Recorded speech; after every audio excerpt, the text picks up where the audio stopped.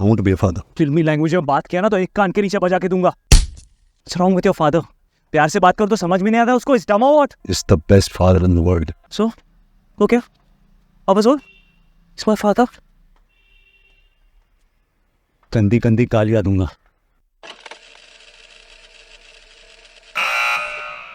Animal is a 3-hour, 20-minute long middle finger to the ones who criticized Kabir Singh for being violent and Vanga for glorifying toxic masculinity. Sandeep Reddy Vanga was like, so you guys find Kabir Singh offensive? Okay, hold my beer. Sorry, whiskey. Because that's what alpha men drink.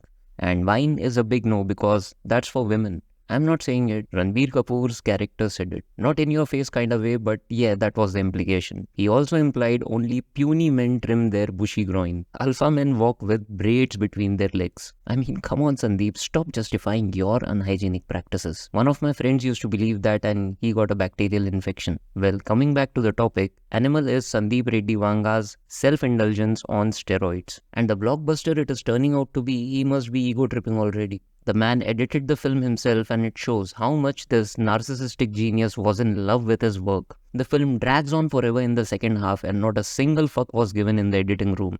Damn, that second half was written only to justify Kabir Singh and prove that he's a saint when compared to Ranvijay Singh Balbir, the animal. When it comes to a man-woman relationship, Ranvijay will chew Kabir up and spit him out. And the reactions from the woke feminists have been entertaining, to say the least. A film that is neither entertaining nor has anything to say, the cinematic equivalent of a teenager having a hormonal temper tantrum. What a guilty pleasure. And then there's the other end of spectrum. सब भूल जाओ बहन, because Animal और इसके अंदर जो violence दिखाई है, this film is going to change everything in Bollywood. They speak as if Gangs of Wasseypur, Bandit Queen, Rakhta Charitra, Raman Raghav 2.0, Haider, Ek Haseena Thi, Shaitan, LSD, Matrabhumi and a dozen more disturbing violent films never happened. But yes, I like that Animal doesn't give a shit about political correctness. And that's a rarity these days. Because the directors who were constantly pushing the boundaries in this regard have been lying dormant for the last decade or so. Gopal Varma, Anurag Kashyap, Vishal Bharadwaj. Where are these guys? So definitely there was a gap that needed to be filled.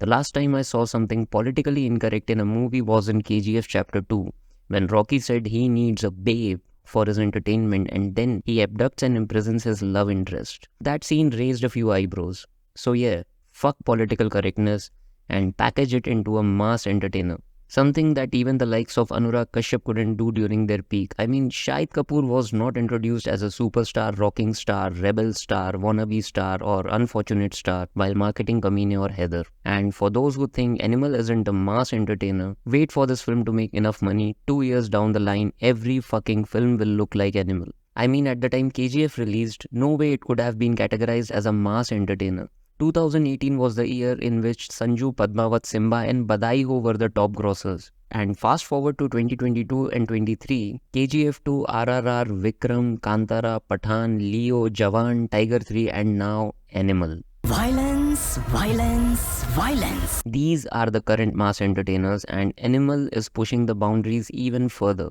And honestly, very honestly, Animal has violence just for the sake of being a violent film, like many other films that I just mentioned. Probably a side effect of packaging a film as a mass entertainer. As a result, the violence is not even disturbing. I mean, compare the two scenes, Phulan Devi being paraded naked in front of an entire village in the movie Bandit Queen versus Ranvijay in Animal after his recovery parading naked outside his mansion in front of his parents, wife, kids, domestic help, cousins, bodyguards. And for some reason, this act of his was met with 21 gun salute. I was waiting for him to shit in the middle of the garden and his cousins and henchmen break into singing another Punjabi song in celebration. So now you see the difference between a truly disturbing scene and a scene meant to create cheap shock value. For instance, in Gangs of Wasseypur, after building up Ranbir Singh as a formidable threat as he literally wipes off 2 previous generations of Faisal kills this old frail Ranbir Singh just because psychologically he was fucked up so bad that he just had to do it. That had become his life's mission. Compare this to Ranvijay killing Bobby Deol's character, Abrar Haq, who he meets for the very first time in that so-called violent climax. And yes, that scene was violent, but I didn't feel a thing. It was not disturbing, it was just violent. The underlying disturbing nature of the relationship between the two people committing an act of violence against each other, which makes a scene truly violent, was missing in Animal. In short, the rage that fuels violence was missing. Makes a case for Ranvijay simply being an unreasonable psychopath. And I love films with psychopathic or morally fucked central characters. No Country for Old Men, Raging Bull, American Psycho, Gone Girl, Nightcrawler, Joker, Taxi Driver, A Clockwork Orange, Wolf of Wall Street. These are my favorite films. And not just, I like these films kind of favorite. No, these are my top favorite films from the directors who are my top favorites. Hell, my first book I published is The Rape Man's Diary. The first ever story I put out into the world is about an 8-year-old boy who turns into a rapist and murderer by the time he turns 21. The story is from his point of view that I had to method write by getting into the psyche of a rapist, but never in my book. In this story, I tried to justify or glorify my central character's actions. And that stands true for all the films that I mentioned above. None of the directors tried to justify or glorify central character's actions. And there lies the problem with Animal. The entire second half is dedicated to justifying Ranvijay's actions and even justifying Kabir Singh's actions. And I had no problem with Kabir Singh because in that film, Kabir himself never tries to justify his actions. There's also an arc to his character where he realizes his mistakes in the end. But the critics who criticized Kabir Singh unleashed Animal upon themselves, where in bonus they get justification for Kabir Singh as well. And quite audaciously in Animal, Vanga implies that Ranvijay was right all along up until the movie ends, with no character arc. And that's fine, but the question is, why? Why he had to explain what it means to be an alpha male? Why he had to reason out his thoughts on the role of women in a society? Why he had to hammer this point home that it is man's world and nobody can do anything about it? Can't Ranvijay not have been truly unapologetic? Why was that not possible? Why isn't it possible? It's just not. Why not, you stupid bastard? Okay, so let's just accept that the character Ranvijay is what he is because of his belief system, and the film just conveyed his beliefs. Fair enough.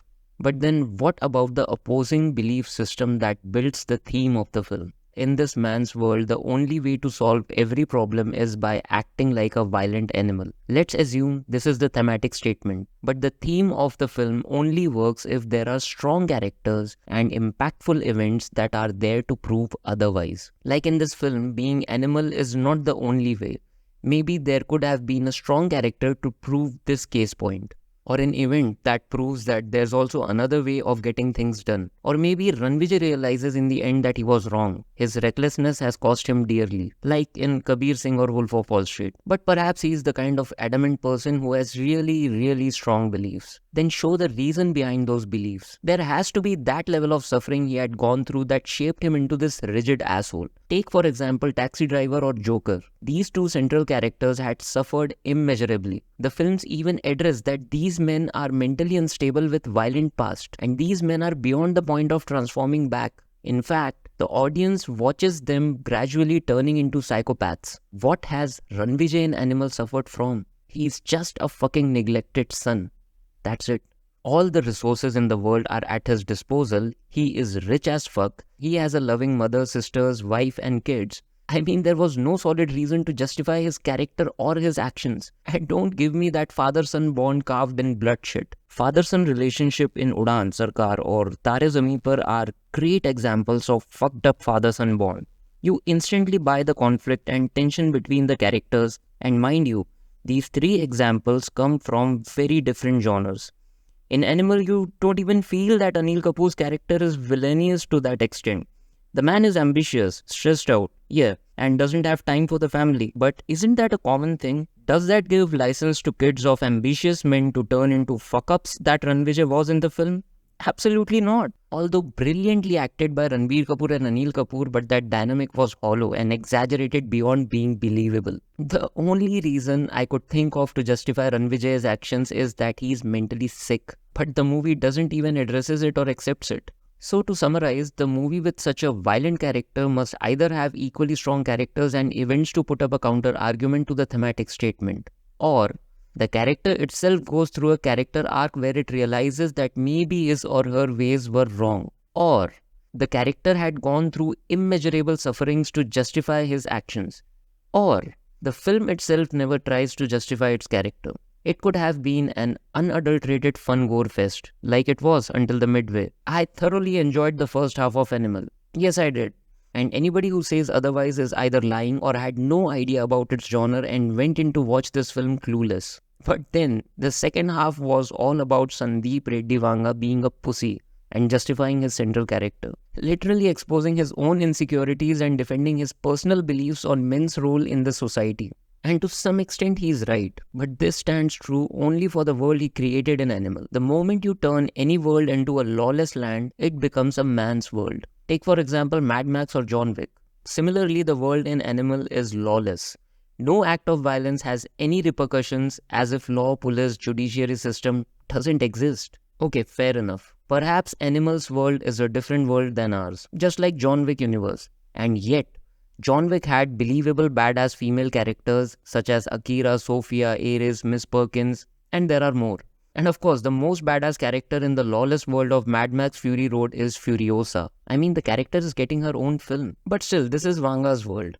Men rule and women are judged by the size of their pelvis. He created this world and he has every right to create however he wishes to, but then don't make excuses for it. I mean, be a man. You are making excuses, trying to prove your point, providing justification, that too at the cost of good storytelling. That is straight up crime. The entire second half got royally screwed because of it. You see, while watching movies, the audience can actively tell if the character is saying what it believes in, or it is just a mouthpiece of director to put forth director's personal viewpoint. When you watch Scorsese or Tarantino films, the characters in those films speak for themselves. When Calvin Candy in Django Unchained explains why blacks deserve to be slaves by showing the anatomy of their skull and even declaring blacks as a separate species, Calvin Candy is speaking for himself. And on the other hand, in Animal, I actively felt that Ranvijay Singh Balbir is a mouthpiece of Sandeep Reddy Vanga. If you can't slap, if you can't touch your woman wherever you want, and if you can't slap, you can't kiss, you can't use cuss words, I don't see emotion there. You stupid bastard. The man who is so obsessed with his own beliefs that he compromises entire story by completely neglecting the opposite point of view. And that's not a sign of good storytelling. Many critics are labeling it as a classic or cult classic. No, it's a well-calculated masala entertainer. To give credit, there is this one conflict in the film which is handled in a more balanced way. Emotional cheating versus physical cheating in a marriage. Honestly, it was a bit lopsided towards emotional infidelity being worse, but still it was something in the film that I found thought-provoking. And interestingly, this is the only differentiating factor between the hero and the villain of this film. If you think about it, our villain Bobby Deol's character Abrar has a stronger motivation to go after Ranvijay's family. I mean, his dad died because of Ranvijay's family. His brother was killed by Ranvijay. If we consider the factors that motivate the characters of Vanga world to go on a killing spree, then you will find Abrar to be more reasonable. Ranvijay's dad's life is in danger, yeah, I know. But does he lose any member of his family? No. Death in the family could have possibly justified his rage. And I am not counting his sister's husband. I mean, Ranvijay himself killed the douchebag. So how did Vanga convince the audience that Abrar is evil? By showing him having multiple wives and being disrespectful to women. The irony. And also implying Abrar to be a physical and emotional cheater, although he was legally married to his 3 wives. So technically, that cannot be even counted as infidelity. That's more of exploiting a loophole in a religion. And now if you go by Ranvijay's lecture on alpha men of the past, then I don't think Abrar is at fault here. Because in the past, alpha men had multiple wives or partners, as it was a lawless world back then, ruled by men. And for women to be safe, they married stronger men. And multiple women chose to marry one powerful man because that guaranteed their safety. So why is Abrar a villain here? Trust me, there's no difference between Abrar and Ranvijay. If we go by the rule book of Vanga's world, these 2 characters are equally right. In fact, Abrar is more right than Ranvijay. Abrar can very well be portrayed as a hero of the story if told from his point of view. Perhaps for the same reason, Abrar was in the movie for just 3 scenes. I bet if more screen time was given to his backstory, the target audience of this film would have started to empathize with this character. And in a masala film, You are not allowed to empathize or sympathize with a villain, but at least we are allowed to fear the villain, no? So why wasn't I afraid of Abrar? Why didn't I believe him to be a force that can annihilate our hero? I'll tell you why. Because his only superpower was that he could fuck 3 women in one go. That was the proof of his masculine, ruthless and dangerous personality. While Ranvijay single-handedly killed enough men to rectify India's gender ratio, Abrar killed one of his own goons and fucked his wives in a foursome, and then devised a sinister and overcomplicated plan that required honey trap, plastic surgery, Ranvijay to be a complete idiot, and a great amount of luck to get successfully accomplished. The fact is that Abrar is a pussy, and don't expect me to fear for the hero's life when he confronts this bitch. And coming to toxic masculinity. Okay, I am no expert, but I'll try to put in words what I understand of toxic masculinity. When a man does something that negatively affects the basic human rights of other women, men, or society in general, such as right to education, right to work, freedom of speech, right to privacy, right to health, freedom of movement, religion, etc., that is toxic masculinity. Now, this can be done by a man through violence, bullying, forcing down his ideology and beliefs, manipulation, and there are many other toxic ways. Great examples being Nana Patekar's character in Agnisakshi or Vijay Varma's character in Darlings. But you get the point. And if a woman does something that affects the aforementioned basic human rights through feminine tactics, it's called 4 more shots please. Sorry, it's called toxic femininity. It is a term. It sounds funny and is not that popular, but it exists. And it is as bad as toxic masculinity. So coming back to the important question, is Animal's protagonist toxic? Of course he is. It's a no-brainer, I just defined the term for you. He uproots his wife's career and drags her along with the kids into this violent mess. And then he mocks her for being jobless. He kills his sister's husband without even telling her or giving her a chance to confront him. I mean, she totally deserved to whip his ass. Personally. I mean, I was also clueless as to why his sister's husband wanted their father dead. It seemed they had a cordial relationship. Ranvijay was out of the picture, he was in the USA never to return. Everything was going to get passed on to him anyway. And I would have bought it if they had a relationship like Subhash Nagre and Vishnu Nagre in Sarkar, but that was never shown or implied. But then Ranvijay comes into the picture, and then he's reluctant to handle any situation peacefully, although that's what his father and grandfather wants. He doesn't even try. And he doesn't give a fuck about his cousins or their families and drag them in as well. But does the film justify or glorify toxic masculinity? Yes, it does. And is that okay? Yeah. I mean, it's a story full of toxic men, and I enjoyed the first half. The reason I resent this film is because after an explosive first half, they killed the momentum post-interval and turned an unapologetic toxic character into director's mouthpiece. That just killed the vibe for me, and I hate it when a film does that. And there is this other problem with the film. The impressionable youth are going to take all the wrong lessons from this film. To that I say, they can go and burn down the world. I mean, this impressionable youth has access to BDSM porn. They drive Ferraris over grandmas and shoot bikini babes in GTA. They are fucking up their psyche in a million other ways. These fuck-ups can take wrong inspirations from anywhere, and I don't care for them. And same is true for Sandeep Reddy Vanga. He doesn't care for political correctness. And he conveys that with the monkey story he begins and ends Animal with. The monkey's indecent gesture is what Vanga has directed towards his critiques. In that story, the princess got offended, the king got offended, his minister got offended, and the monkey doesn't give a shit. Because that's how that monkey is. And that's how Sandeep Reddy Vanga is. And I would like to direct the same gesture to this film and its fans, because that's how I am. And until next video comes out, go fuck yourself.